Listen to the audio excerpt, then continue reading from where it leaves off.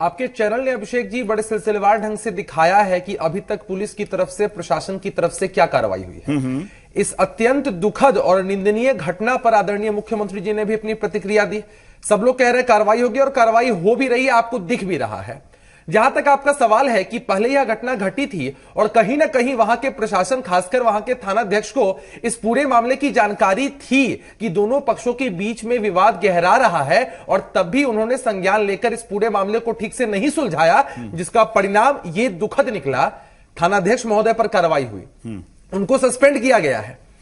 अब लोग बता रहे थे कि यह जातीय हिंसा है, नरसंहार है, लेकिन यह बात आपके चैनल के जो संवाददाता हैं शैलेंद्र जी, उन्होंने भी स्पष्ट किया कि जो उनके बीच में आपसी विवाद था, आपसी जो द्वंद्व था, उसके रिजल्ट में यह पूरी घटना निकलकर सामने आई है।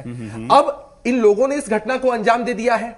आज भी एक इंसान की कार्रवाई, पता नहीं आपके चैनल ने इस खबर को चलाया है कि नहीं, आज भी वहां एक इंसान की गिरफ्तारी हुई है। और जो आरोप लगाया जा रहा है विपक्ष की तरफ से कि पुलिस के संरक्षण में किसी को भगा दिया गया है, ऐसा कुछ भी नहीं है। उस इंसान के घर की कुर्की जब्ती भी कर ली गई है, और बहुत जल्द जिस तरह से आज नवादा जो शराब कांड हुआ है उसका मुख्य आरोपी जिस तरह से गिरफ्तार हुआ है, ठीक उसी तरह से आप देखिएगा कि इस कांड का भी जो मुख्य आरोपी है वो भी गिरफ्तार होगा, और इतनी कड़ी कार्रवाई होगी कि एक स्ट्रांग मैसेज जाएगा।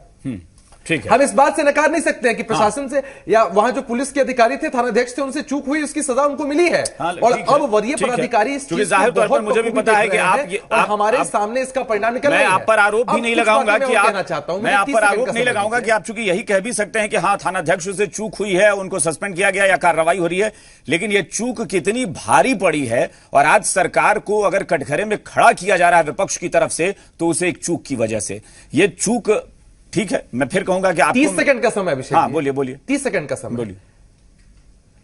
30 सेकंड का समय। आज वहां नेता प्रतिपक्ष तेजस्वी यादव जी पहुंचते हैं। 3 पॉइंट है।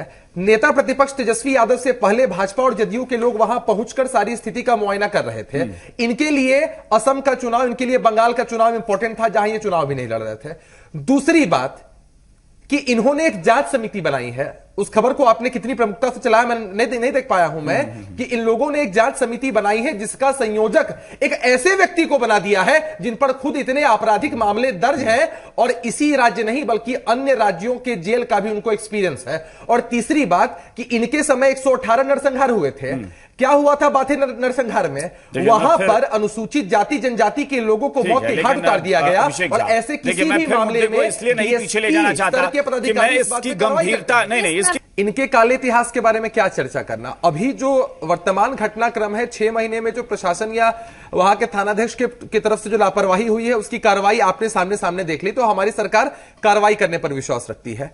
आप ये समझिए कि आदरणीय राबड़ी देवी जी ने मैडम एक मिनट, राबड़ी देवी जी ने जब चिनारी नरसंहार हुआ था तो उन्होंने विधानसभा में कोट करके कहा था कि कोई हमको वोट दिया है ये लोग कि हम इस पर इतना कार्रवाई करेंगे। और तेजस्वी यादव जी का ट्वीट आप जरा देख लीजिए। उस ट्वीट में उन्होंने कहा है कि राजद को कोई वोट दे कि ना दे, हम वोट की चिंता नहीं करते हैं, हम जाते हैं लोगों के पास। मतलब कितना राजनीतिक जहर मन के अंदर है कि इन लोगों ने इसको जातीय रंग देने की पूरी कोशिश की। और जब आप इनसे पूछेंगे कि आप कभी कार्रवाई क्यों नहीं कर पाते हैं, आपका अतीत इतना काला क्यों था, और अब आप जनता को क्यों इतना दिग्भ्रमित करते हैं, क्यों इसको पॉलिटिकल एंगल देते हैं, मैं आपसे वही बात कह रहा था अभिषेक जी जो आपने हमारे विपक्ष के प्रवक्ताओं से पूछी कि क्या इस मामले का राजनीतिकरण होना अच्छा है। किसी भी जाति धर्म संप्रदाय के किसी व्यक्ति की अगर हत्या होती है, किसी की हिम्मत इतनी बढ़ती है, तो क्या सारे राजनीतिक दल उसका कड़ाई से विरोध नहीं कर सकते हैं? अरे हम जब कार्रवाई कर रहे हैं तो आप हमें सहयोग नहीं कर सकते? नहीं, ये शुरुआत तो आपकी तरफ से हुई, ये शुरुआत आपकी तरफ से हुई थी अभिषेक झा। ये बीजेपी और जेडीयू ने शुरुआत की थी, ये बीजेपी और जेडीयू ने शुरुआत की थी, वरना सिर्फ एक ही बिरादरी के लोग वहां क्यों जा रहे थे? ऐसा स्टेटमेंट कैसे दे सकती है? सिर्फ राजपूत समाज के ही नेता वहां क्यों पहुंचे, बाकी लोग क्यों नहीं गए? आप रिपोर्ट कैसे तैयार करवा सकते हैं जबकि आप जानते हैं कि ऐसे मामलों में डीएसपी लेवल के जो अधिकारी होते हैं वो सुपरविजन करते हैं, उनकी तरफ से रिपोर्ट आता है, लेकिन आपने थाने के मुंशी से ऐसे मामलों को रफा दफा करने की कोशिश की थी। मैं आपको बार बार बड़ी जिम्मेदारी के साथ कहता हूं कि हम कभी ऐसे मुद्दों को राजनीतिक रंग नहीं देते हैं, राजनीतिक रंग नहीं बनाते हैं। हमारे आदरणीय मुख्यमंत्री जी ने जब 5 बार डीजीपी महोदय से बात की तो यह दिखता है। नहीं, लेकिन अभिषेक झा कहते हैं, अभिषेक झा एक मिनट, अभिषेक झा एक मिनट, आप समझिए जरा। मुख्यमंत्री अभी अबोध है क्या? हाँ, जातीय रंग देने की कोशिश किसने की थी? बीजेपी और जेडीयू के नेता सिर्फ क्षत्रिय समाज के जाते हैं वहां पर। इसका मतलब है कि वो इशारा करते हैं कि राजपूतों की हत्या हुई है इसलिए हम ही जाएंगे, बाकी लोग तो नहीं गए थे। क्यों नहीं गए? क्या बीजेपी जेडीयू में क्षत्रिय के अलावा कोई दूसरे नेता नहीं थे? सिर्फ नहीं, अभिषेक जी, इस खबर को अगर प्रमुखता से कोई इस तरह दिखाना चाहे कि एक ही जाति के नेता गए थे, ऐसा नहीं है।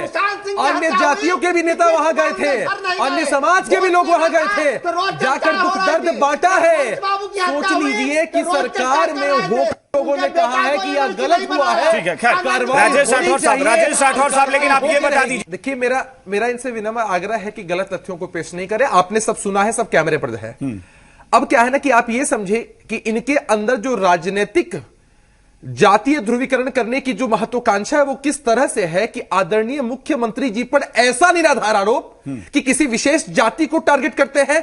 मैं कड़े शब्दों में इसकी निंदा करता हूं और आपसे आग्रह है कि इनसे कहिए कि ऐसे वक्तव्यों का इस्तेमाल नहीं करें। आपका प्रतिष्ठित चैनल है, कैसे आप इस बात को कह सकते हैं? मुख्यमंत्री जी किसी जाति विशेष के नहीं होते हैं।